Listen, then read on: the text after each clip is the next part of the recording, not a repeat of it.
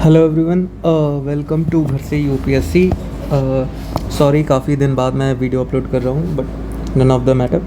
तो बेसिकली अभी मैंने टेलीग्राम पे भी आप लोगों को अपडेट किया था रिगार्डिंग द रीसेंट जो इनिशिएटिव मैंने लिया है कि मेंस के पीवाईक्यू को डिस्कस करने के लिए। ठीक है, तो आज से मैं डेली कोशिश करूँगा कि मैं डेली एक वीडियो डालूँ। अगर डेली नहीं डाल पा रहा तो अल्टरनेट डेज पे तो एटलीस्ट मैं एक वीडियो डाल दूँ जिसपे मैं मेंस के पीवाईक्यू को डिस्कस करूँगा। तो बेसिकली इसमें मैं पास्ट की जो डिकेट रहे पिछले 10 साल के जो चारों जीएस के पेपर है, ठीक है, उसके जो पीवाईक्यूज़ हैं उसमें जो ऐसे क्वेश्चंस हैं जो जनरली कहीं पे मिलते नहीं है, यहाँ पे थोड़ा जहाँ पे समझने की ज़रूरत होती है कि उसको अप्रोच कैसे किया जाए। ठीक है, तो उस बेसिस पे मैं ये थोड़े पीवाईक्यूज़ डिस्कस करूँगा। तो हर दिन में 2 या 3 जैसे में होगा, ठीक है, 1 या 2 मोस्टली कर लेंगे। ठीक है, कि ज़्यादा नहीं, छोटी वीडियोस बनाएंगे 10 से 15 मिनट की, जिसमें नॉर्मली आपको थोड़ा ये मिल जाएगी अप्रोच कैसे करनी है। और साथ ही साथ इसी के साथ मैं आपको ये भी बताते चलूँगा कि नोट्स कैसे प्रिपेयर करने हैं, राइट। कि जो पीवाईक्यू के अकॉर्डिंग जो नोट्स होती है, ठीक है, पीवाईक्यू बेसिस की, तो वो नोट्स किस तरीके की आपकी होनी चाहिए। ठीक है, तो पीवाईक्यू के बेसिस पे आपकी जो नोट्स होगी वो इसमें मैं आपको बता दूंगा। और मेंस के जो क्वेश्चंस होते हैं उनके लिए अप्रोच क्या होनी चाहिए आपकी। ठीक है, तो ये 2 चीज़ें जो है इसमें मैं आपको पूरा डिस्कस कर दूंगा, सारी चीज़ें बता दूंगा। और इसमें आपको एक चीज़ और पता लग जाएगी कि कंटेंट बिल्डिंग किसे कहते हैं, कि जो कंटेंट बनता है वो किस तरीके से बनने चाहिए, किस किस डायमेंशंस को हमें कैसे करने हैं। और पीवाईक्यू एनालिसिस भी इसमें आपको थोड़ा सा पता लग जाएगा। तो एक ओवरऑल आपके मेंस के पर्सपेक्टिव से बहुत इंपॉर्टेंट वीडियो रहेंगी जितनी भी मैं अपलोड करूँगा आगे चल के।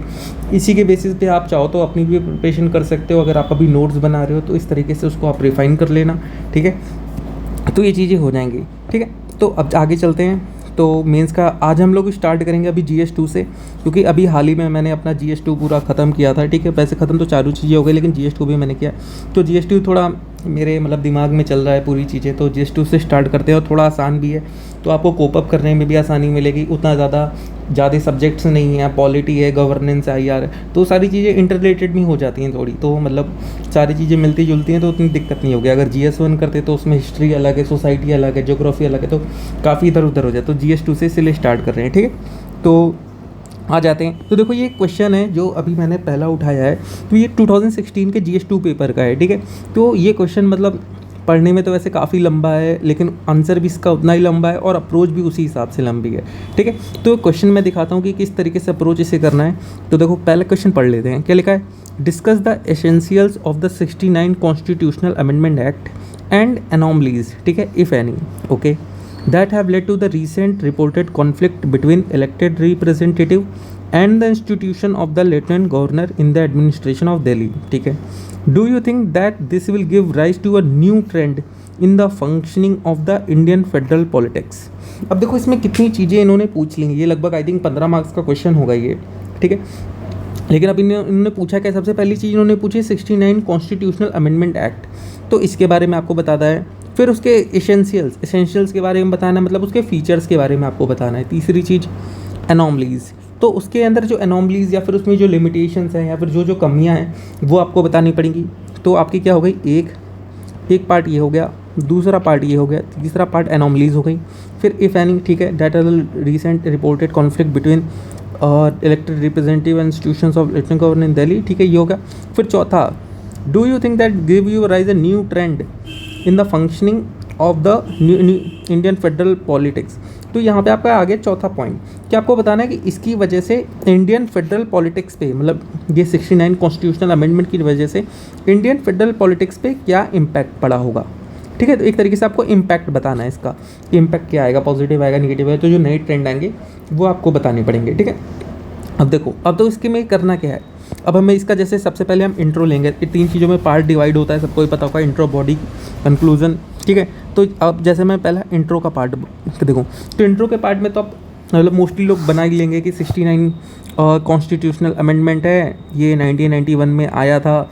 ठीक है, उसके लिए आप लिख सकते हो, इसमें कुछ भी डाल सकते हो। आपकी दिल्ली के लिए आया था कि यूटी ऑफ दिल्ली को नेशनल कैपिटल टेरिटरी में कन्वर्ट करना था, या फिर कुछ स्पेशल फीचर्स के साथ आप स्टार्ट कर सकते हो इसके लिए। ठीक है, कि क्या नाम है, जो दिल्ली थी उसमें क्या नाम है, एक unique quasi federal quasi state का फंक्शन लाने के लिए 69 कॉन्स्टिट्यूशनल अमेंडमेंट आया था, या फिर इसकी बहुत इंपॉर्टेंस है। ठीक है, तो ऐसे करके आप अपना इंट्रो बना सकते हो। सीधे बॉडी पे आते हैं। ठीक है, कि बॉडी क्या होनी चाहिए। तो बॉडी में सबसे पहली चीज़ें वो लिखिए इसेंशियल्स, हमें इसेंशियल्स लिखने हैं।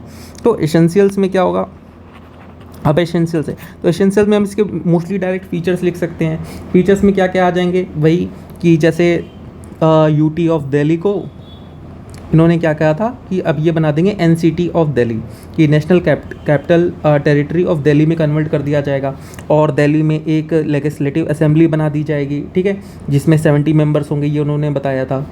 उसके बाद जो दिल्ली की जो पावर्स हैं उन्होंने जो बताया था कि स्टेट लिस्ट होंगे, इस स्टेट लिस्ट में लाइक पब्लिक ऑर्डर, पुलिस और लैंड को छोड़ करके बाकी सारी चीज़ों पे वो रूल बना सकते हैं, और कंकरेंट लिस्ट में सब पे रूल बना सकते हैं, लॉ बना सकते हैं। फिर उन्होंने बोला था कि एक काउंसिल ऑफ मिनिस्टर्स होंगे, राइट, 7 मेंबर एटलीस्ट, उन्होंने कहा था 10% ऑफ स्टेट लेजिस्लेटिव असेंबली, ठीक है, ये उन्होंने उसमें डाला हुआ था कि ये प्रोविज़न काउंसिल ऑफ मिनिस्टर होगा और चीफ मिनिस्टर होगा। चीफ मिनिस्टर को अपॉइंट कौन करेगा, प्रेसिडेंट करेगा, ये चीज़ उन्होंने उसमें बताई हुई थी, ठीक है। और वो एड एंड एडवाइस किसको करेगा, लेफ्टिनेंट गवर्नर को करेगा, ये चीज़ उसमें बताई। फिर ये बताया गया था कि एलजी जो होगा वो रिप्रेजेंटेटिव होगा प्रेसिडेंट का, ठीक है, और प्रेसिडेंट होगा और उसको क्या नाम है डिस्क्रिशनरी पावर भी दी गई थी इसमें, ठीक है, डिस्क्रिशनरी पावर दी गई थी कि वो इंडिपेंडेंटली भी एक्ट कर सकता है, और साथ ही साथ अगर काउंसिल ऑफ मिनिस्टर्स के साथ अगर उसका कोई डिस्क्रिपेंसी होती है, ठीक है, तो वो वहाँ पे क्या नाम है जो फाइनल डिसीज़न होगा वो एलजी का ही होगा, ठीक है। तो ये सारे उसके कुछ बेसिक थे। उसके साथ में इन्होंने आर्टिकल जो इंसर्ट किए थे, आर्टिकल कौन कौन से आए थे उस टाइम पे, आर्टिकल 293 आया था, आई थिंक 293 AA आया था एक, और एक 293 AB आया था इनका। ये 2 आर्टिकल उसमें आए हुए थे। 293 में ए में क्या था, जिसमें सारी क्या नाम है लेजिस्लेटिव असेंबली जो थी, एलजी जो था, और काउंसिल ऑफ मिनिस्टर और इन सब की जो पावर्स थी और रिस्पॉन्सिबिलिटीज़ वो सारी डिफ़ाइन की गई थी। और 293 में AB में ये डिफ़ाइन किया गया था कि प्रेसिडेंट के पास पावर है कि वो चाहे तो ये जो क्या नाम है ऑपरेशन है ये 293 AA का इसको सस्पेंड कर सकता है, ठीक है। कि मतलब इन सारी चीज़ें जो हैं इनमें से अगर उसको लगता है कि यहाँ पे कोई डिस्क्रिपेंसी है या फिर लगता है कि कोई भी प्रोविज़न उसको ऐसा लगता है ठीक नहीं है, तो प्रेसिडेंट के पास ये पावर है कि 293 AA का कोई भी प्रोविज़न उसको सस्पेंड कर सकता है प्रेसिडेंट। तो ये सारी चीज़ें किस में आ गई, ये तो आपकी आ गई एसेंशियल्स में, ठीक है। ये आपने इतने सारे पॉइंट जो थे, बेसिक फीचर जो उसमें लिखे हुए थे, आपने 69 कॉन्स्टिट्यूशनल अमेंडमेंट का ये आपने डाल दिया कि एसेंशियल्स क्या क्या थे। ये तो आपका एक पॉइंट हो गया। अब दूसरे पे आ जाते हैं। दूसरी चीज़ इन्होंने क्या पूछी है, एनोमलीज़, कि एनोमलीज़ कौन कौन सी थी उसमें। तो एनोमलीज़ में अब आ जाते हैं। तो एसेंशियल लिख लिया, इसको यहीं पे रेस कर देता हूँ मैं। तो एनोमलीज़ में आ जाते हैं। तो एनोमलीज़ में देखो अब उन्होंने क्या क्या था। एनोमलीज़ में हमें बेसिकली ये बताने कि उन सामने कमियाँ क्या क्या थी, ठीक है। तो अब जैसे क्या था, सबसे पहली चीज़ उसमें क्या थी कि एम्बिगियस पावर शेयरिंग थी, कि मतलब जो पावर थी वो डिफाइन नहीं की गई थी, अरेंजमेंट जो था उसका, राइट, कि क्या नाम है कहाँ पे किस ज्यूरिसडिक्शन में क्या नाम है एलजी आएगा, कहाँ पे क्या नाम है जो सीएम है उसकी क्या है, तो उसकी वजह से कॉन्फ्लिक्ट हो रहे थे। दूसरी चीज़ क्या था कि जो लिमिटेड लेजिस्लेटिव पावर दी गई थी, राइट, कि मतलब जो मेन जो चीज़ें होती हैं कि स्टेट के लिए, कि लाइक उसकी लॉ एंड ऑर्डर, पुलिस और लैंड, ये 3 चीज़ें तो मतलब उनसे ले ली गई थी, मतलब स्टेट को दी नहीं गई थी। तो क्रिटिकल मैटर्स जो थे पुलिस, लॉ एंड ऑर्डर की, वो उस पर लेजिस्लेट नहीं कर सकते थे। तीसरी चीज़ जो क्या नाम है एलजी था, उसको डिस्क्रिशनरी पावर दी गई थी काफ़ी सारी, राइट, कि वो जिसकी वजह से क्या हुआ था, एक पैरेलल पावर सेंटर बन गया था, पैरेलल पावर सेंटर क्रिएट हो गया था, ठीक है, कि साथ में जिसकी वजह से एक फ्रीक्वेंट कॉन्फ्लिक्ट हो रहे थे कि एलजी कुछ और बोल रहा है, मतलब एक तरीके से सेंटर कुछ और बोल रहा है, स्टेट कुछ और, जो वहाँ की दिल्ली गवर्नमेंट कुछ और बोल रही है, तो दोनों में मतलब पावर टसल चल रहा था। तीसरी चीज़ जो एक डेमोक्रेटिक अकाउंटेबिलिटी होती है, ठीक है, डेमोक्रेटिक अकाउंटेबिलिटी, ये चीज़ कहीं ना कहीं इसका इरोजन हो रहा था, क्योंकि जो लिमिटेड पावर थी वो क्या नाम है जो इलेक्टेड गवर्नमेंट होती है, ठीक है, इलेक्टेड गवर्नमेंट जो होती है उसको लिमिटेड पावर दी गई थी, और जो रिप्रेजेंटेटिव था स्टेट का जो उस पर आया था, अपॉइंट किया गया था, उसको आपने ज़्यादा पावर दी हुई थी, ठीक है। जो अपॉइंट किया हुआ है एलजी उसको आपने ज़्यादा पावर दे दी है, और जो आपका ऐसा मतलब डेमोक्रेटिकली इलेक्टेड जो इलेक्टेड गवर्नमेंट है उसको आप क्या नाम है बहुत कम पावर दे रहे हो। तो कहीं ना कहीं जो डेमोक्रेटिक अकाउंटेबिलिटी था उसका इरोजन हो रहा था। उसके बाद जो इंडिया का जो फिर पॉइंट, जैसे फेडरल स्ट्रक्चर जो होता है इंडिया का, ठीक है, उस फेडरल स्ट्रक्चर को कहीं ना कहीं कॉम्प्लिकेट किया जा रहा था। जैसे जो एक स्टेट और जो सेंटर होता है, ठीक है, ये दोनों अलग अलग चीज़ें हैं, स्टेट और सेंटर, लेकिन इनके बीच में एक लाइन होती है, उस लाइन को कहीं ना कहीं ब्लर किया जा रहा था, ठीक है। तो कहीं ना कहीं ये लिख सकते हो कि blood line between the state and central authority, ठीक है। और साथ ही साथ एक क्वासी, क्या नाम है, क्वासी स्टेट बना दिया गया था, जो ना कि पूरी तरीके से स्टेट है और ना ही पूरी तरीके से यूनियन टेरिटरी, ठीक है, quasi state with limited autonomy, limited autonomy, ठीक है। तो ये चार चीज़ें क्या हो गई, अब ये एनॉमलीज में आपका आ गई कि 5-6 पॉइंट्स ये आपने इसमें डाल दी एनॉमलीज के, ठीक है। ये आपका हो गया एनॉमलीज की, एम्बिगियस पावर शेयरिंग थी, उसके बाद क्या नाम, पैरेलल गवर्नमेंट हो गई थी, कॉन्फ्लिक्ट्स हो रहे थे, डेमोक्रेटिक अकाउंटेबिलिटी रोज़ हो रही थी, ठीक है। उसके बाद फेडरल स्ट्रक्चर में जो लिए गए हैं, क्वासी स्टेट बना दिया गया था, ये कुछ चीज़ें हैं, डिस्क्रिशनरी पावर दे दी गई थी एलजी को, ठीक है। तो ये चीज़ें आपकी क्या नाम है, ये सारी एनॉमलीज आ गई, एसेंशियल्स हो गए। तो आपने ये 2 पार्ट अब ये इसमें आपने कवर किए हैं, ठीक है, 3 पार्ट लगभग कवर कर दिए। जैसे ये आपने इंट्रो में बता दिया कि 69 कॉन्स्टिट्यूशनल अमेंडमेंट था, जो कि लाया गया था बैलेंस करने के लिए लोकल सेल्फ गवर्नमेंट को दिल्ली में, साथ ही साथ गवर्नमेंट की नीड को, ताकि मेंटेन किया जा सके कंट्रोल कुछ सेंट्रल की aspects of the government in the national capital territory. ये आपका जैसे इंट्रो हो जाएगा कि क्यों इंट्रोड्यूस किया गया था। दूसरी चीज़ आपने फिर उसमें एसेंशियल्स डाल दी, फिर एनॉमलीज डाल दिया आपने, ठीक है। ये 2 चीज़ें हो गई। अब आते हैं अगले पार्ट पे। Do you think that this will give a rise to the new trend in the functioning of the Indian federal politics? तो इसकी वजह से, इस 69 कॉन्स्टिट्यूशनल अमेंडमेंट की वजह से जो हमारे इंडियन फेडरल पॉलिटिक्स में क्या क्या नए ट्रेंड आए थे या फिर क्या क्या नए चेंजेस आए थे, ठीक है। तो उसके बारे में डिस्कशन कर लेते हैं अब। तो इसमें लिख देता हूँ नीचे मैं यहाँ पे, ठीक है। तो अब आ जाते हैं 3rd पॉइंट पे कि क्या है कि इसका इम्पैक्ट क्या था, इम्पैक्ट फेडरल पॉलिटिक्स पे, ठीक है। ओके, तो अब देखो फेडरल पॉलिटिक्स पे क्या क्या इम्पैक्ट हुआ था इसके लिए। तो इसके लिए भी आपको पूरा पढ़ना पड़ेगा, नोट्स में आपके होने चाहिए, नहीं तो ऐसे तो, क्योंकि उस एग्ज़ाम में आपको कितने 10, मान लो ये 15 मार्क्स का क्वेश्चन है, 10 मिनट मिलेंगे इसके लिए, तो 10 मिनट में इतनी चीज़ें आप कहाँ से बना ले आओगे। तो ये सारी चीज़ें आपके नोट्स में होनी चाहिए पहले से ही,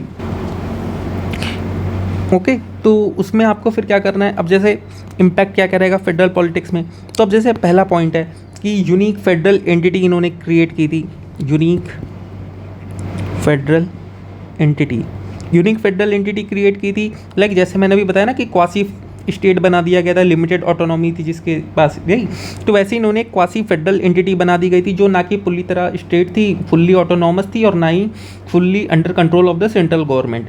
तो ना ही वो एक तरीके से फुल्ली यूटी थी, ना ही फुल्ली स्टेट था, क्वासी फेडरल एंटिटी बना दी गई थी, ठीक है। और एक नया distant form of federalism introduce किया गया था, डिस्टेंट फॉर्म ऑफ फेडरलिज्म, ठीक है। ये चीज़ हो गई। यहाँ पे दोनों का इंटरेस्ट बैलेंस हो रहा था, balancing interest of central and Delhi government, ठीक है, जहाँ पे दिल्ली और सेंट्रल गवर्नमेंट दोनों के इंटरेस्ट को फुलफिल किया जा रहा था, और एक डिस्टेंट फॉर्म ऑफ फेडरलिज्म हो गया था, ठीक है, यूनिक फेडरल एंटिटी बनाई गई थी। ये आपका पहला पॉइंट हो गया। दूसरा पॉइंट में आप ये लिख सकते हो कि एक सेंट्रल वर्सेस स्टेट की जो पावर कॉन्फ्लिक्ट थी उसको हमने नई तरीके से देखा था, राइट, कि जो गवर्नेंस का इशू था, डिसीजन मेकिंग अथॉरिटी के बीच में जो कॉन्फ्लिक्ट हो रहे थे, जिसकी वजह से फेडरल फंक्शनिंग में जो दिक्कतें आ रही थी, वो हमें पता चला था कि अगर क्या नाम है कि इस स्टेट और सेंटर के बीच में पावर कॉन्फ्लिक्ट होता है, गवर्नेंस और डिसीजन मेकिंग, अगर स्टेट किसी एक टॉपिक पे, सिंगल टॉपिक पे, अगर स्टेट और सेंटर, ठीक है, अगर ये दोनों लोग अगर किसी चीज़ पे डिसीजन ले रहे हैं या फिर वहाँ पे क्या नाम है गवर्नेंस कर रहे हैं, तो वहाँ पे कितने कॉन्फ्लिक्ट हो सकते हैं, ये चीज़ें हमें दिखी थी फेडरल स्ट्रक्चर में।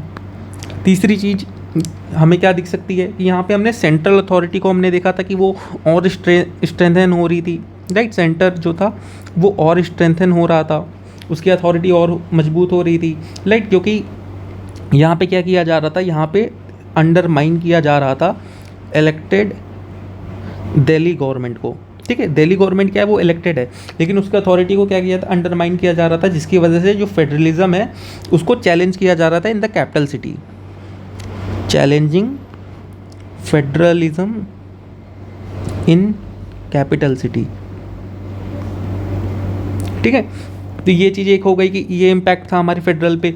चौथी चीज़ हम क्या लिख सकते हैं कि जो एक फेडरल स्ट्रक्चर था, फेडरल स्ट्रक्चर उसको कहीं ना कहीं ब्लर किया जा रहा था, राइट। क्योंकि कहीं ना कहीं जहाँ पे हमने एक ऐसा देखा था कि ऐसी चीज़ बना दी गई थी जहाँ पे मिक्सचर बना दिया गया था। मिक्सचर था किसका, कि जहाँ पे स्टेट्स की पावर थी, state like power and control like UT, ठीक है, लाइक यूटी लाइक कंट्रोल, आप लिख लो यूटी लाइक कंट्रोल, ठीक है। कि जहाँ पे जो पावर थी पूरी वो तो स्टेट वाली थी, लेकिन कंट्रोल कैसा था, यूनियन टेरिटरी की तरह, कि क्या नाम है, सारी चीज़ पावर वहाँ पे स्टेट की तरह दी गई, लेकिन उसको कंट्रोल किस तरह की, यूनियन टेरिटरी की तरह किया जा रहा है। तो इसकी वजह से क्या, जो बैलेंस ऑफ पावर था, balance of power between state and central, उसमें कॉन्फ्लिक्ट आ रहा था, इश्यूज़ आ रहे थे, ठीक है। तो एक पॉइंट ये हो गया। उसके बाद साथ ही साथ इसमें एक और चीज़ हमें पता लग गई थी, एक और पॉइंट आप लिख सकते हो, कि जो आपके फ्यूचर फेडरल रिफॉर्म्स थे, ठीक है, उसकी हमें नीड दिखी थी कि फ्यूचर जो फेडरल रिफॉर्म्स होंगे उसमें हमें कैसे करना है, कि हमें जो क्लियर डिमार्केशन होना चाहिए इसमें। हाँ देखो, मैं पॉइंट्स मिटा दे रहा हूँ यहाँ पे, वैसे समझ तो आ नहीं रहे होंगे क्या लिखा है, ऐसे बाकी मतलब जो बोला है उसको आप लिख लेना, ठीक है। तो एक पॉइंट और क्या है कि जो फ्यूचर फेडरल रिफॉर्म्स है ना, उसमें हमें ये पता लग गया था कि हमें क्लियर डिमार्केशन होने चाहिए, क्लियर डिमार्केशन होने चाहिए पावर का, ठीक है। और जो भी क्या नाम है, हमें जो पोटेंशियल पिटफॉल्स पता लग गए थे, potential pitfalls of hybrid governance, hybrid governance, ठीक है, हाइब्रिड गवर्नेंस मॉडल, ठीक है। तो ये चीज़ कहीं ना कहीं हमें पता लग गई थी कि जो अगर हाइब्रिड गवर्नेंस मॉडल होंगे जहाँ पे स्टेट सेंटर दोनों कंट्रोल कर रहे हैं, गवर्न कर रहे हैं, तो वहाँ पे क्या क्या पिटफॉल्स आ सकते हैं, क्या क्या लैक हो सकता है, ठीक है। और जो डिमार्केशन होनी चाहिए चीज़ें आपको पूरी पता लग गई थी। तो ये आपका क्या हो गया, ये आपका चौथा पॉइंट हो गया, ये जो न्यू ट्रेंड आया था या फिर functioning of the Indian federal politics, इसमें क्या क्या चीज़ें थी वो हमें पता लग गई। तो अब यहाँ देखो, ये अब ये सारे क्वेश्चन है, अब इस क्वेश्चन को अटेम्प्ट करने का मतलब, आपके सामने लाने का मतलब क्या था। अब देखो ये चीज़ क्या है ना, आपने अगर बुक में पढ़ी होगी तो मोस्टली आप क्या पढ़ते हो, आप ज़्यादातर आपकी नोट्स में ये लिखे होंगे एसेंशियल्स, कि 69 कॉन्स्टिट्यूशनल अमेंडमेंट क्या था, आपने अपनी नोट्स में मोस्टली ये लिख लिया होगा कि 69 कॉन्स्टिट्यूशनल अमेंडमेंट होता क्या है, उसके एसेंशियल्स या उसके फीचर्स डाल दिए होंगे। आपके में उसकी एनॉमलीज नहीं होगा, उसकी वजह से जो इंडियन फेडरल पॉलिटिक्स पे इम्पैक्ट आया, ये चीज़ आपके नोट्स में नहीं होगी। तो ये चीज़ ही इम्पैक्ट करती है, इस यहाँ पे आपका PYQ का रोल आता है। अगर आपने PYQ करे होते तो ये चीज़ आपको पहले से पता होती कि वो UPSC पूछती क्या क्या, उस हिसाब से आप अपनी नोट्स तैयार करते, ठीक है। तो अब आपको जैसे पता लग गया कि 69 कॉन्स्टिट्यूशनल अमेंडमेंट UPSC ने पूछ चुकी है, तो इसको तो आप तैयार करके जाना। इसके लिए क्या क्या तैयार करके जाना, इसके जैसे फीचर्स हो गए, इसकी एनॉमलीज हो गई, फिर इसका इम्पैक्ट जो था फेडरल पॉलिटिक्स में, ये चीज़ देख लेना, इसके कॉन्स्टिट्यूशनल प्रोविजंस क्या क्या हैं, ठीक है, वो चीज़ देख लेना। इसमें वे फॉरवर्ड क्या है, कि इसको कैसे सुधारा जा सकता है, ठीक है, वो चीज़ देख लेना। और वे फॉरवर्ड में फिर ये आपको देखना पड़ेगा कि जैसे लॉ कमीशन ने क्या बोला है, ARC ने क्या बोला है, ये चीज़ें आपको अपनी नोट्स में करनी पड़ेंगी। तो यहाँ से क्या आपको एक डायमेंशन मिल गया। अब सेम चीज़ आपको क्या करना है, इसी चीज़ को अप्लाई करना है बाकी अमेंडमेंट में। जैसे फर्स्ट कॉन्स्टिट्यूशनल अमेंडमेंट है, तो फर्स्ट कॉन्स्टिट्यूशनल अमेंडमेंट में क्या क्या चीज़ें की गई थी, उसमें कौन कौन सी एनॉमलीज हैं, उसका क्या इम्पैक्ट हुआ था इंडियन सोसाइटी पे या फिर इंडिया के जो पूरा स्ट्रक्चर था। जैसे उसमें एक प्रोविज़न था कि प्रॉपर्टी वाला, राइट, और उसके बाद 38A 31A 31B आर्टिकल लेकर के इसमें आए थे। तो उन चीज़ों के में का इम्पैक्ट क्या हुआ था प्रॉपर्टी के बारे में, जो फर्स्ट था आर्टिकल, उसकी वजह से क्या नाम है, जो राइट टू प्रॉपर्टी को बाद में फंडामेंटल राइट से हटाया। तो फंडामेंटल राइट में क्या हुआ था, फ्रीडम ऑफ स्पीच और एक्सप्रेशन में उन्होंने एक आर्टिकल डाला, तो उसमें क्या नाम, उन्होंने लिमिटेशंस लगाई थी, ठीक है। तो उसकी वजह से क्या इम्पैक्ट हुए थे। तो हर एक चीज़ों को आपको ऐसा इम्पैक्ट वाइज देखना पड़ेगा। ऐसे ही सेम चीज़ आप कर लो 101 कॉन्स्टिट्यूशनल अमेंडमेंट का। 101 किसका है, GST का है। तो GST का आप देख लो, GST के एसेंशियल्स क्या थे, फीचर्स क्या थे, उसकी वजह से क्या क्या किया गया, उसके बाद उसके लिमिटेशंस क्या हैं। लाइक GST में कि क्या नाम है, स्टेट्स को प्रॉपरली कंपनसेशन नहीं दिया जा रहा है, जो मोस्टली प्रोडक्ट जो हैं जो वैल्यू वाले हैं उनको एग्जेम्प्ट किया गया है, राइट। पेट्रोलियम हो गया, अल्कोहल जो कि कंजप्शन के लिए उसमें उसको नहीं रखा गया है। GST में वेरियस रेट्स हैं, ठीक है, कि 0%, 5%, 10, 12%, 18% ऐसे करके, ठीक है। उसकी वजह से दिक्कतें हो रही हैं, और GST की वजह से जो और भी जो सारी प्रॉब्लम्स हैं वो आपको देख लेनी है। GST की वजह से क्या नाम है, जैसे GST का ये क्वेश्चन आया हुआ है आगे चल के, सेम इसी पैटर्न पे आया हुआ था कि GST ने कैसे कॉमन मार्केट बनाने में हेल्प की है, और कास्केडिंग इफेक्ट ऑफ जो टैक्सेस हैं उसको कैसे कम करने में हेल्प की है, ठीक है। तो ये कहीं ना कहीं जीएसटी का एक फीचर था कि उस एक्ट का, उसी फीचर को इन्होंने ये पूछ लिया था आगे चल के। तो ये चीज़ अगर आपने ऐसी की होती ना तो आपको ये पता लग जाता कि नोट्स कैसे डेवलप करनी है इस टॉपिक को उठा करके। अब जैसे अभी इन्होंने 106 कॉन्स्टिट्यूशनल अमेंडमेंट है, ठीक है, या फिर 128 बिल बोल लो आप, 128 कॉन्स्टिट्यूशनल बिल, ठीक है, जो आपका ये वाला है वुमेन रिजर्वेशन बिल। तो अब ये लाने वाले हैं। तो अब ये आप देख लो कि वुमेन रिजर्वेशन बिल आ रहा है, तो इसके एसेंशियल्स क्या हैं ये आप देख लो कि इससे क्या क्या चेंज होंगे। इसमें अभी भी लैग क्या है, लैग कहाँ कहाँ पे कर रहा है, या फिर एनोमलीज कहाँ कहाँ पे इसमें, ठीक है। अब ये वुमेन रिजर्वेशन बिल आ रहा है तो इसका इम्पैक्ट क्या होगा, इम्पैक्ट किस चीज़ पे, इंडियन पैट्रियार्कल सोसाइटी पे क्या इम्पैक्ट होगा, ठीक है। वुमेन रिजर्वेशन बिल आ रहा है इसीलिए आ रहा है वुमेन एम्पावरमेंट के लिए, तो इसके इम्पैक्ट जो होगा ये क्वेश्चन आ सकता है। और ये क्वेश्चन उन्होंने पहले भी पूछा हुआ है, ये क्वेश्चन उन्होंने पूछा हुआ है उसके लिए पंचायती राज में जो वुमेन के रिजर्वेशन होते हैं उसको लेकर के कि वो किस तरीके से करता है। तो देख लो सेम चीज़ ये वुमेन रिजर्वेशन में मे बी इस साल नहीं तो अगली साल पूछ सकते हैं ये, तो वहाँ से ये क्वेश्चन आ सकता है वुमेन वाला कि क्या नाम है उसके कि एनोमलीज में कि उसका इम्पैक्ट क्या है हमारे इंडियन पैट्रियार्कल कैरेक्टर को, मतलब सोसाइटी को, या फिर लेजिस्लेटिव प्रोसेस जो है हमारा पैट्रियार्कल उसको कैसे चेंज करने में हेल्प करेगा, राइट। तो वो चीज़ें क्या नाम है आ सकती हैं। तो ये या फिर ये वुमेन रिजर्वेशन बिल का जो वुमेन एम्पावरमेंट में क्या इम्पैक्ट होगा या फिर क्या रोल रहेगा, तो ऐसे करके उसके लिए आपको पूरी अपनी नोट्स में बनाने होंगे।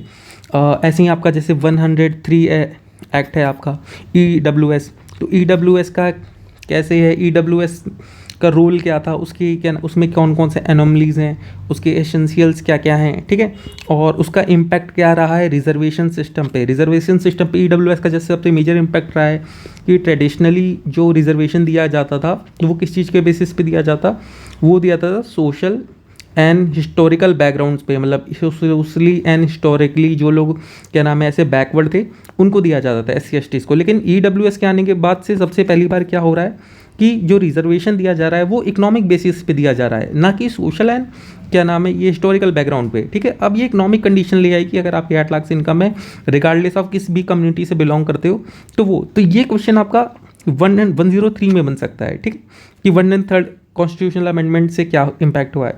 तो इस तरीके से आपको कहीं ना कहीं एक बेसिक ब्लूप्रिंट मिल गया कि किस तरीके से क्वेश्चन फॉर्म होते हैं और किस तरीके से आपको क्या क्या डायमेंशन अपने नोट्स में कवर करने हैं, ठीक है।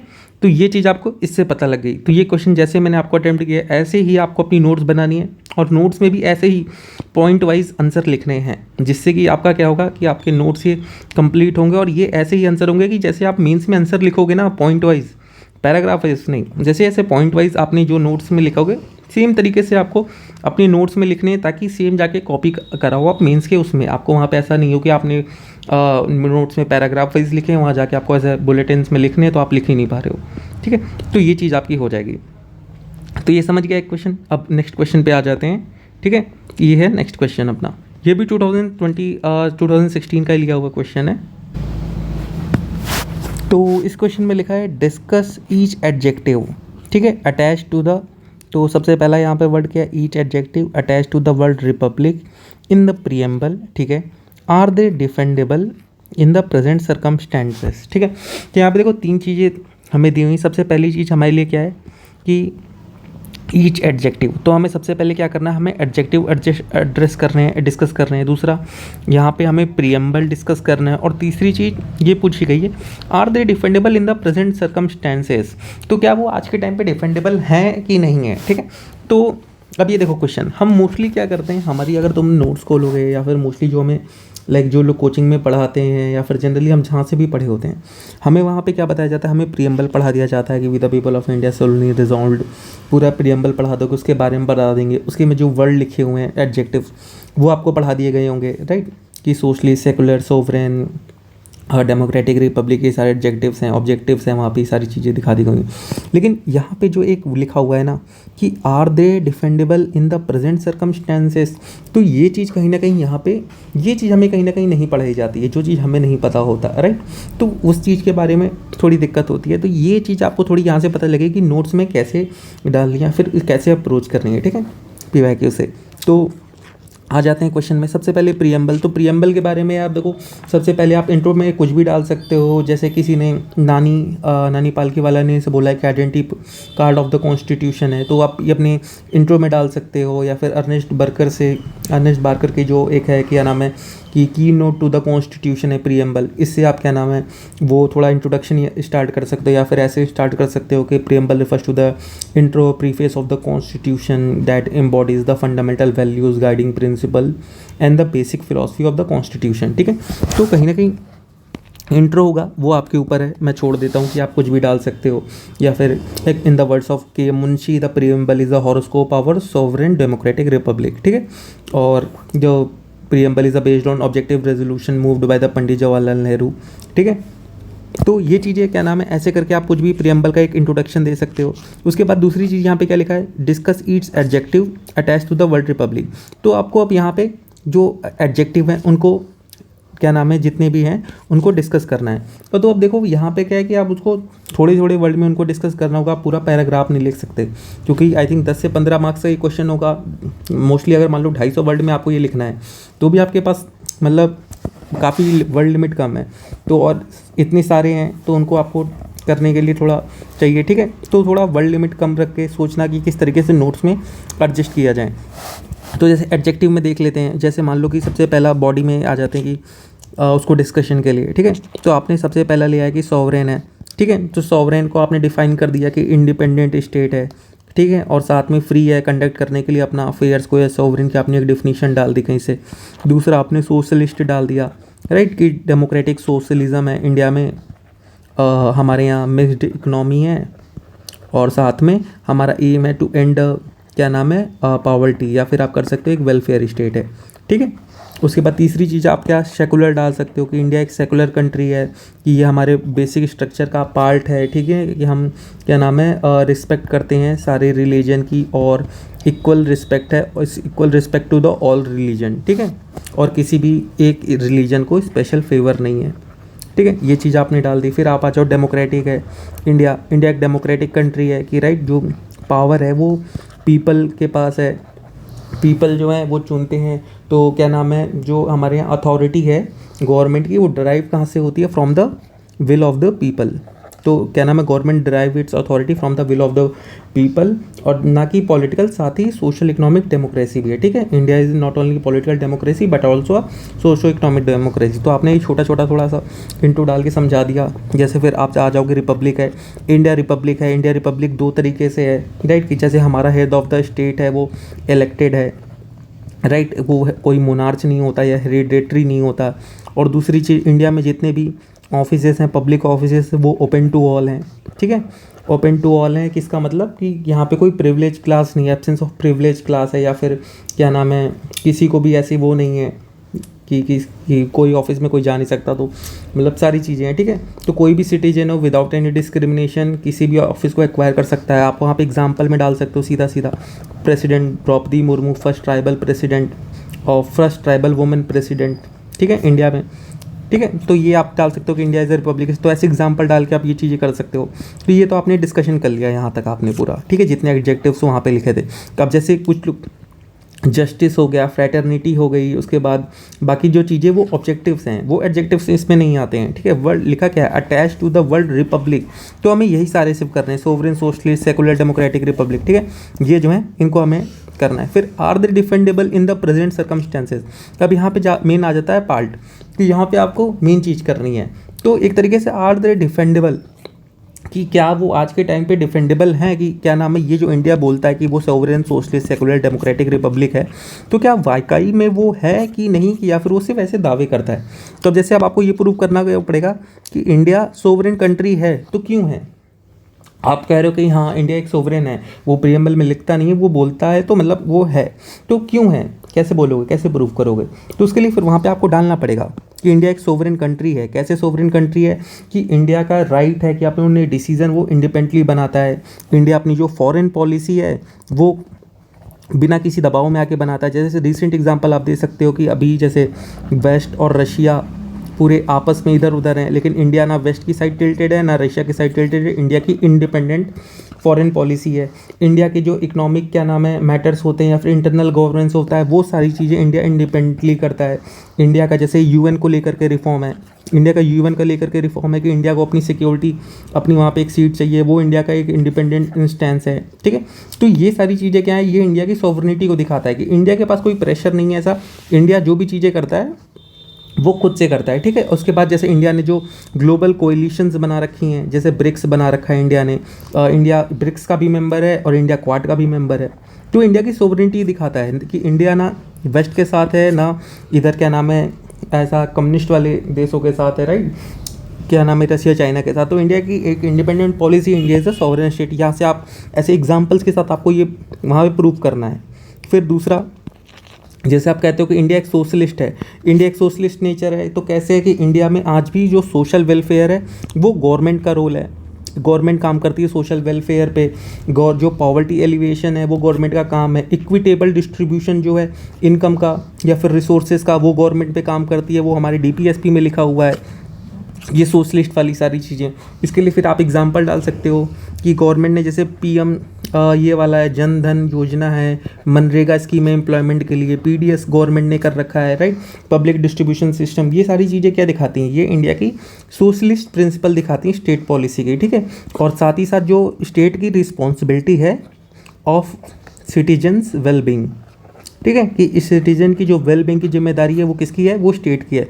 तो ये इंडिया की क्या चीज़, ये सारी चीज़ें क्या दिखाती हैं, इंडिया का सोशलिस्ट कैरेक्टर दिखाती हैं, ठीक है। अब ये आगे फिर तीसरी चीज़ आ गई, तीसरा क्या है, सेकुलर। सेकुलर पे आ जाता है कि इंडिया एक सेकुलर कंट्री है। तो इंडिया सेकुलर कैसे है, क्योंकि इंडिया के पास क्या है, इंडिया किसी भी एक रिलीजन को पर्टिकुलरली फेवर नहीं करता, इक्वल ट्रीटमेंट दिया जाता है सारे रिलीजन को, राइट। हमारे यहाँ पे जो क्या नाम है कितने कंटेम्प्रेरी डिस्कोर्स होते रहते हैं रिलीजन के अराउंड में, राइट, फ्रीडम है सबको, कम्युनल हार्मनी है, ठीक है। और साथ ही साथ जो क्या नाम है, जैसे आप देखोगे अभी डिबेट्स चल रही हैं यूसीसी को लेकर के, उसके लिए देख लो आप, या फिर जैसे इंडिया गवर्नमेंट क्या है वो सब्सिडीज़ देती है हज यात्रा के लिए, ठीक है। और साथ ही साथ क्या नाम है, एक क्या नाम है हिंदू मेजॉरिटी गवर्नमेंट भी है यहाँ पे, ठीक है, तो वो भी चल रहा है। उसके बाद आप देख लो जैसे इंडियन गवर्नमेंट जो है हर एक रिलीजन को प्रमोट करती है। जैसे आपने उसमें देख लो कि लाइक जो पीएम मोदी थे उन्होंने अपने घर पे सिख्स को भी बुलाया है, चर्च पे लाइक चर्च के फादर्स भी आए हैं, सारी ये एग्जांपल्स में आप वहाँ पे डाल सकते हो ऐसा। या फिर इंडियन गवर्नमेंट का कोई ऐसा सेकुलर वाला वो हो कि क्या नाम है हर एक ऑफिस सबके लिए ओपन है। इंडिया में किसी एक भी रिलीजन का ऐसा नहीं है कि कोई एक रिलीजन का तबका ही किसी गवर्नमेंट ऑफिस को अक्वायर कर सकता है। सारे कोई भी प्लेस हो, कोई भी चीज़ें वो हर रिलीजन के हर एक प्लेस के सब हर लोगों के लिए ओपन है, ठीक है। तो ये हमारा क्या सेकुलर कैरेक्टर दिखा रहा है। फिर आ जाते हैं चौथी चीज़ पे, जहाँ पे क्या है डेमोक्रेटिक, कि India is a democratic state. तो डेमोक्रेटिक स्टेट कैसे है, आपको ये बताना है कि हमारे यहाँ जो सिटीजन्स हैं उनके पास क्या नाम है वो इन्फ्लुएंस करते हैं गवर्नमेंट की पॉलिसीज़ को, ठीक है। India is a democratic state और जो सिटीजन्स इन्फ्लुएंस गवर्नमेंट पॉलिसीज़। जैसे इसमें सबसे बड़ा आप दिखा सकते हो फार्मर प्रोटेस्ट, कि गवर्नमेंट ने क्या किया, गवर्नमेंट ने एक फार्म बिल लेकर के आए थे, बट द थिंग हुआ क्या कि सिटीजन्स ने प्रोटेस्ट करके उस फार्म बिल को वापस लौटा दिया, राइट। तो ये क्या दिखाता है इंडियन कैरेक्टर सोसाइटी का, ये इंडियन सोसाइटी का ये दिखाता है कि जो पावर है ना वो आज भी पब्लिक के पास है, ठीक है। उसके बाद हमारे यहाँ रेगुलर इलेक्शंस होते हैं, ठीक है, फ्री एंड फेयर इलेक्शंस होते हैं। साथ ही साथ हमारे यहाँ जुडिशियल इंटरवेंशंस होती हैं, ठीक है। क्या नाम है कॉन्स्टिट्यूशन को अपहोल्ड करने के लिए, कॉन्स्टिट्यूशनल राइट्स के लिए हमारे पास आर्टिकल 32 है, राइट, जहाँ पे कोई भी इंसान का अगर फंडामेंटल राइट जो है वो ऐसा कुछ होता है तो वो सुप्रीम कोर्ट के पास जा सकता है। हमारे यहाँ सिविल सोसाइटी है, उसका एक्टिव पार्टिसिपेशन है, एनजीओज वगैरह हैं, उनके एग्जांपल्स आप डाल सकते हो, ठीक है। तो ये चीज़ क्या है, ये हमारे डेमोक्रेटिक कैरेक्टर दिखाता है हमारी इंडियन सोसाइटी का। तो ऐसे कुछ एग्जाम्पल्स हो गए और कुछ एक दो लाइन्स हो गई, ये आप डाल सकते हो इसमें। फिर आ जाओ पाँचवां, रिपब्लिक। इंडिया एक रिपब्लिक है, तो रिपब्लिक कैसे है ये आपको बताना है कि इंडिया जो है वो डेमोक्रेटिक इथोस को रीइंफोर्स करता है। सिटीजन के पास राइट है कि वो इंडिया के हाईएस्ट ऑफिस जो हैं, हाईएस्ट ऑफिस मतलब लाइक प्रेसिडेंट है, उसमें भी वो जा सकते हैं, जिसमें जैसे मैंने अभी एग्जांपल आप बताया, एग्जांपल यहाँ डाल सकते हो आप, द्रौपदी मुर्मू का की पहली ट्राइबल वुमेन प्रेसिडेंट बनी है, राइट, जो कि हमारा ये शो करता है evolving nature of the India's Republican democracy, so the right. तो ये चीज़ें कुछ तरीके से आप इसको ऐसे लिख सकते हो, ये रिपब्लिक का, ठीक है। तो ये चीज़ें आपकी अब क्या है, ये आपके दिखा गई। तो are they defendable in the present circle, yes they are defendable in the present circumstances. तो ये चीज़ें आपने यहाँ पे डाल दी। तो ये चीज़ आप कब एग्ज़ाम में लिख पाओगे वहाँ पे, कि जब ये चीज़ें आपकी नोट्स में होंगी। और ये चीज़ें नोट्स में तभी आएंगी जब आप पीवाईक्यू में ऐसे करोगे, पीवाईक्यू को सॉल्व करोगे, पीवाईक्यू को देखोगे, पीवाईक्यू को एनालाइज करोगे और फिर उससे सोचोगे कि किस तरीके से क्वेश्चन बन सकते हैं। अब यही सेम चीज़, अब जैसे आपने मान लो ये चीज़ लिख लिया, अब नेक्स्ट टाइम मान लो अगर आपके पास ये क्वेश्चन आ जाए सेम कि क्या नाम है, adjective attach to the republic in the preamble are not so defendable in the present circumstances, are not solely आ जाए यहाँ पे, तो इसका मतलब ये आ जाएगा कि वो are not so defendable in the present circumstances. तो या फिर इसका ये आ जाएगा क्रिटिकली एनालाइज। तो यहाँ पे आपको दोनों पॉइंट लिखने पड़ेंगे कि लाइक आपको उसके फेवर में भी लिखना है कि हाँ वो डिफेंडेबल है, और उसके अगेंस्ट में भी लिखना पड़ेगा नहीं वो डिफेंडेबल नहीं है।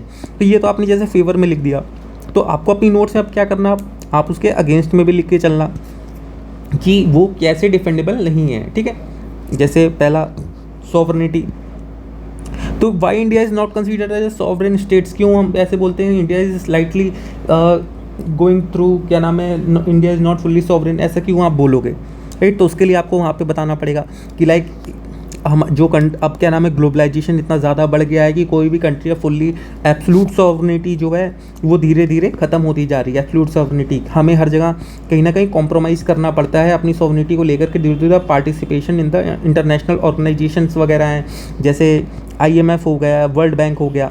ये आज भी हमारी जो इकोनॉमिक पॉलिसीज़ हैं, ठीक है, उनको अफेक्ट करती हैं। इंडिया की जो इकोनॉमिक पॉलिसीज़ है कहीं ना कहीं उसको इम्पैक्ट करती हैं। IMF वर्ल्ड बैंक हो गया। इंडिया के जो ट्रेड्स हैं वो इंडिया की भले सॉवरेन कंट्री, लेकिन उसको जो ट्रेड्स वगैरह हैं इनको रेगुलेट किसके अंडर में करना पड़ता है, WTO की गाइडलाइंस के साथ करना पड़ता है। तो कहीं ना कहीं ये इंटरनेशनल ऑर्गेनाइजेशन है, ये कहीं ना कहीं इन्फ्लुएंस कर रही है ना इंडिया की रूल्स एंड पॉलिसीज़ को। तो इंडिया को आप कैसे कह सकते हो कि फुल्ली एब्सोल्यूट सॉवरेन कंट्री है, राइट। तो ये नहीं कह सकते। तो इसके लिए अब क्या सॉवरेन का यहाँ पे हमें ये मिल गया कि इंडिया का सॉवरेन कहीं ना कहीं धीरे धीरे ड्यू टू द ग्लोबलाइजेशन कि इंडिया का जो बाकी क्या नाम है इन्फ्लुएंस है वो बढ़ता जा रहा है। जो हमारे क्या नाम है इंडिया की जो एग्जांपल में आप ऐसे डाल सकते हो, जैसे मैंने बताया WTO का, IMF का, ठीक है, ग्लोबल ट्रीटीज़ वगैरह जो हुई हैं। फिर आ जाओ दूसरा, जैसे आपने कहा सोशलिस्ट है, तो इंडिया सोशलिस्ट है, तो इंडिया अब सोशलिस्ट क्यों नहीं रहा है। जैसे आपने डाल दिया कि LPG 1991 आने की बाद से इंडिया थोड़ा है जो शिफ्ट है उसका मार्केट ड्रिवन इकोनॉमी की तरफ हो गया है। प्राइवेटाइजेशन जो है वो इंक्रीज़ पे है, प्राइवेटाइजेशन इंक्रीज़ पे हो रहा है। जैसे आप डाल सकते हो कि गवर्नमेंट ने जैसे जो ट्रेन्स हैं, अभी ट्रेन्स में जला ना तेजस वगैरह इन्होंने चालू की थी, प्राइवेट ट्रेन्स हो गई। उसके बाद जैसे LIC के इन्होंने डाइल्यूशन इन्होंने किया था, राइट। उसके बाद क्या नाम है जो प्राइवेट कंपनीज़ को अब टेंडर्स दिए जा रहे हैं, राइट। तो वो चीज़ें जैसे धीरे धीरे जो प्राइवेटाइजेशन इंक्रीज़ हो रहा है वो आप डाल सकते हो। तो ये कह सकते हो कि आप सोशलिस्ट नहीं हैं। क्यों, अब जैसे इंडिया में जो इनइक्वालिटी है वो कितनी ज़्यादा राइज़ करती जा रही है। जो हमारे यहाँ वेल्थ गैप है, वेल्थ गैप में आप क्या कर सकते हो, आप इसमें डेटा क्रिएट कर सकते हो कि टॉप 1% के पास टॉप 1% के बाद 40% ऑफ वेल्थ है इंडिया की, ठीक है। जो टॉप 1% है वो होल्ड करते हैं 40% वेल्थ। या फिर क्या नाम है, ये रिपोर्ट थी क्या नाम है थॉमस पिकेटी की, राइज ऑफ बिलीनियर राज, हाँ ये आप वहाँ पे क्यूट कर सकते हो, rise of billionaire Raj by Thomas Piketty. उसमें उन्होंने ये बताया है कि top 1% hold 40% of the wealth of India, ठीक है। ये आप वहाँ पे क्यूट कर सकते हो। इससे पता लगेगा India is not a socialist any more, कि सोशलिज्म से वो थोड़ा दूर जा रहा है। फिर तीसरी चीज़ आ जाओ आप कि क्या सेकुलर, क्या इंडिया एक सेकुलर है। तो इसमें आप जैसे डाल सकते हो कि कम्युनल जो राइट्स होते हैं, जैसे दिल्ली राइट्स हुआ था 2020 का, मुजफ्फरनगर राइट्स हो गया, उसके लिए आप डाल सकते हो। फिर जो पॉलिटिकल रियलिटिक होते हैं, जो क्या नाम है अभी एक कॉन्सेप्ट चल रहा है हिंदू राज का, हिंदू राष्ट्र, राइट। तो हिंदू राष्ट्र के लिए जो स्लोगन्स होते हैं वो चीज़ें जो चल रही हैं उस पर आप डाल सकते हो कि कहीं ना कहीं जो सेकुलर है इंडिया का एक फिगर वो कहीं ना कहीं थोड़ा इधर उधर होता रहता है। तो उस चीज़ को लेकर के थोड़ा इंडिया का जो सेकुलरिज्म है वो कहीं ना कह सकते हैं कि थोड़ा सा उसमें दिक्कत आ रही है। फिर डेमोक्रेटिक हो गया कि इंडिया वाकई में क्या डेमोक्रेटिक है। तो डेमोक्रेसी में भी आप डाल सकते हो कि इंडिया में इतना ज़्यादा पॉलिटिकल करप्शन है और मसल और मनी का रूल जो है इलेक्शंस में, जिसकी वजह से जो इलेक्शंस होते हैं वो नाम तो उनका फेयर इलेक्शन से बट थिंग नहीं हो रहा है। क्रिमिनलाइजेशन ऑफ पॉलिटिक्स है, क्रिमिनलाइजेशन ऑफ पॉलिटिक्स है। इसके में आप क्या डाल सकते हो, क्रिमिनलाइजेशन ऑफ पॉलिटिक्स है। इसमें आप ADR की रिपोर्ट डाल दो कि अभी जो कौन सी 18th लोकसभा जो आई है चुन करके, राइट, उसमें लगभग 46% जो MP हैं वो क्या नाम है आपके वो हैं लाइक उन पे क्रिमिनल चार्जेस हैं 46% पे। और जो अभी 17th लोकसभा थी मतलब 2019 वाली, इसमें आपके क्या नाम है उतने 43% उतने थे, क्रिमिनल थे, चार्जेस थे, 43 मेंबर्स ऑफ पार्लियामेंट पे वो क्रिमिनल चार्जेस थे। तो ये आप डाल सकते हो कि India is a democratic country, but यहाँ पे ये चीज़ें आप एक डालोगे, ये कहीं ना कहीं टिल्ट दिखा रहा है फ्रॉम डेमोक्रेटिक सोसाइटी, ठीक है। फिर आप एक और जो आपका क्या है, रिपब्लिक बच गया, तो रिपब्लिक में आप डाल सकते हो इंडिया से रिपब्लिक, लेकिन कहीं ना कहीं जो कंसंट्रेशन ऑफ जो पावर हो रहा है right in the hands of executive branch के हो रहा है, और उसके बाद जो क्या नाम है, जो पीएम है और रूलिंग पार्टी कहीं ना कहीं इतना ज़्यादा कर रहे हैं, जो नेपोटिज्म आता है, बैलेंस ऑफ पावर का क्वेश्चन आता है कि लोग जो अपने वो होते हैं कि लाइक करप्शन इतना ज़्यादा है कि लोग जो उनके फेवरेबल होते हैं सिर्फ उन्हीं को अपॉइंट करते हैं। तो कहीं ना कहीं नाम तो है कि हमारे लिए ऑफिस ओपन है, बट एक्चुअली में वो ऑफिस उनके लिए ओपन नहीं होते हैं, वहाँ पे नेपोटिज्म काम कर रहा है, वहाँ पे फेवरेबल पॉलिटिक्स काम कर रही है राइट। उसके बाद कॉन्ट्रैक्ट अपॉइंटमेंट जो होते हैं, ये कॉन्ट्रैक्ट अपॉइंटमेंट हो रहे हैं, लोग उसके लिए दे रहे हैं पैसे, ठीक है। तो ये चीज़ें हमें शो करती है कि इंडिया के जो वाकई में जो क्या नाम है एडजेक्टिव जो उसके लिए यूज़ किए जाते हैं इन द प्रीएम्बल, वो आज के टाइम पे उतने डिफेंडेबल नहीं है। तो ये देखो, ये चीज़ आपने वहाँ पे कर ली, तो ये चीज़ें आपकी कब आएंगी, ये चीज़ें अगर ये क्वेश्चन आ जाता है तो उसमें आप ऐसे लिख लोगे, लेकिन ये चीज़ आप लिख कब पाओगे, जब आपके नोट्स में आ जाएँ। अब देखो नोट्स में आपको ये पता लगा कि उन्होंने प्रीएम्बल के लिए ये पूछा एडजेक्टिव्स के बारे में डिफेंडेबल है कि नहीं। अब क्या पता नेक्स्ट टाइम अगले साल वो ऑब्जेक्टिव्स का पूछ लें कि जो प्रीएम्बल में ऑब्जेक्टिव्स मेंशन्ड हैं, ठीक है, वो क्या नाम है, क्या क्या है, उनको आप डिफ़ाइन करिए और साथ में ये बताइए कि क्या वो अचीवेबल हैं या नहीं है, क्या इंडिया ने उसे अचीव किया है या नहीं किया है। तो आपको पहले बताना पड़ेगा जो ऑब्जेक्टिव्स हैं इंडिया के, ऑब्जेक्टिव्स क्या क्या हैं। जैसे जस्टिस है, जस्टिस में सोशल, इकोनॉमिकल, पॉलिटिकल आ गया। उसके बाद liberty of thought, expression, belief, faith and worship हो गया। फ्रेटर्निटी हो गया है। उसके बाद equality of status and opportunity and promote them among them all हो गया। Fraternity among individual and the unity and integrity of the nation. तो ये जो इंडिया के ऑब्जेक्टिव्स हैं, ठीक है, ये ऑब्जेक्टिव्स इंडिया ने अचीव किए हैं तो किस हद तक अचीव किए हैं वो आपको अपनी नोट्स में डालने पड़ेंगे, ठीक है। अब जैसे इंडिया ने क्या नाम है जस्टिस अगर अचीव किया है तो उसको क्या नाम है आपको वहाँ पे एग्जांपल्स वगैरह डाल के आप अपनी उसमें रख लेना, ठीक है, कि क्या क्या थे। तो और क्या नाम है लाइक फ्रेटर्निटी है तो फ्रेटर्निटी आपको वहाँ पे डालना पड़ेगा कि जो ब्रदरहुड का है, म्यूचुअल रिस्पेक्ट है, नेशनल हार्मनी, ये चीज़ें आपको वहाँ पे थोड़ा अपने डाल देना। उसके बाद चैलेंजेस क्या क्या आ रहे हैं राइट, कि जस्टिस है, जस्टिस में आप अलग अलग पार्ट में कर सकते हो। जैसे सोशल जस्टिस अचीव करने में क्या क्या दिक्कत आ रही है, या फिर इकोनॉमिक में आ रही है, या फिर पूरे एक ऐसे भी कर सकते हो जैसे जस्टिस है। जस्टिस क्यों हम कह रहे हैं कि जस्टिस अभी भी अचीव नहीं हुआ है, क्यों, क्योंकि जुडिशल बैकलॉग है, डिलेड हो रहा है जस्टिस में, डिनाइड जस्टिस है राइट। उसके बाद आप वहाँ पे डाल सकते हो कि जैसे इंडिया में 4.5 करोड़ केसेस अभी भी पेंडिंग है राइट, तो उनको जस्टिस नहीं मिल पा रहा है। इकोनॉमिक जस्टिस की बात करें तो वहाँ पे आप ये वेल्थ गैप डाल सकते हो एग्जांपल, कि इनइक्वालिटी जो इतनी ज़्यादा है। फिर लिबर्टी पे आ जाओ कि लिबर्टी है हमारे यहाँ, लेकिन साथ ही साथ हमारे यहाँ क्या नाम है फ्रीडम ऑफ स्पीच और एक्सप्रेशन पे इतनी सारी लिमिटेशन डाल दी गई हैं। सेडिशन लॉज हैं, इंटरनेट शटडाउन्स हो जाते हैं, रिस्ट्रिक्शंस है मीडिया पे राइट। उसके बाद जैसे रिलीजियस फ्रीडम है, कोई की बात करें तो उसमें कम्युनल टेंशंस हैं, वॉयलेंस होते हैं, एंटी कन्वर्जन लॉन्स है, सर्विलांस है स्टेट का आधार हो गया, डीएनए प्रोफाइल, ये सारी चीज़ें आप उसमें डाल सकते हो। फिर जैसे इक्वालिटी की बात करो तो इकोनॉमिक इनइक्वालिटी है, कास्ट जेंडर डिस्क्रिमिनेशन हो गया, रीजनल डिस्पैरिटीज़ हो गई। फ्रेटर्निटी की आप बात करोगे कि ब्रदरहुड की, लेकिन उसमें डाल दो आप कम्युनलिज्म है, रीजनलिज्म है, सोशल फ्रेगमेंटेशन है, हेट स्पीच हो गई, हॉनर किलिंग हो गया, उसके बाद मॉब लिंचिंग हो गई, हेट क्राइम्स हो गए। ये सारी चीज़ें आपको उसमें डालनी पड़ेगी। तो इससे क्या है ना, उसके एग्जाम्पल डालने पड़ेंगे, और ये चीज़ आप तभी कर पाओगे जब आपके नोट्स उतने तैयार होंगे, ठीक है। तो ये मैंने आपको बस एक ओवरव्यू दे दिया है 2 क्वेश्चन समझा करके कि इनको अप्रोच कैसे करना था, किस तरीके से, और साथ ही साथ मैं आपको थोड़ा सा ये नोट्स का भी मैं आपको बता दिया इसमें कि नोट्स किस तरीके, किस फॉर्मेट में आपके होने चाहिए, ठीक है। तो यहाँ से अब आपको थोड़ा सा आइडिया लग गया होगा कि किस तरीके से पीवाईक्यू को अप्रोच करना है, क्या दिमाग में रख के, ठीक है। तो अब जैसे यहाँ पे मैंने बताया ना कि ये प्रीएम्बल से पूछा, तो प्रीएम्बल में आपको ये चीज़ें अब पता लग गई कि क्या क्या करना है, कि ऑब्जेक्टिव्स कौन कौन से हैं, वो अचीव हुए हैं या उनको अचीव करने में चैलेंजेस क्या क्या हैं, एडजेक्टिव्स जो थे वो डिफेंडेबल हैं या फिर नॉट डिफेंडेबल हैं, उन दोनों पॉइंट्स के लिए आपको अलग अलग होनी चाहिए। फिर प्रीएम्बल जो है वो पार्ट ऑफ द कॉन्स्टिट्यूशन है, preamble part of the constitution नहीं है, इन दोनों पॉइंट में आपके होने चाहिए। प्रीएम्बल का सिग्निफिकेंस क्या है, ठीक है, ये चीज़ें होनी चाहिए। Why preamble is important, preamble important क्यों है, वही सिग्निफिकेंस में ही आ जाएगा एक तरीके से, ठीक है। तो ये कुछ डायमेंशंस हैं, ऐसे आपको अपनी नोट्स पूरी कंप्लीट करनी पड़ेगी।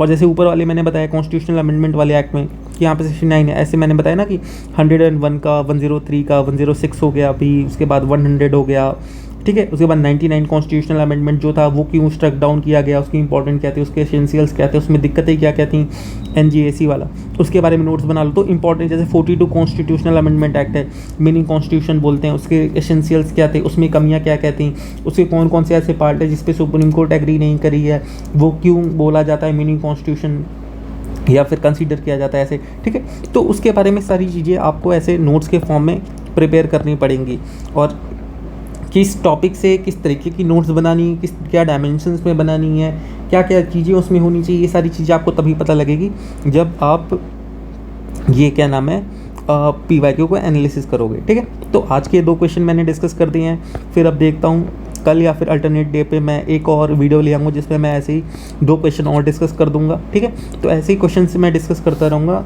चारों GS के, जब तक चारों GS कंप्लीट ना हो जाए, ओके।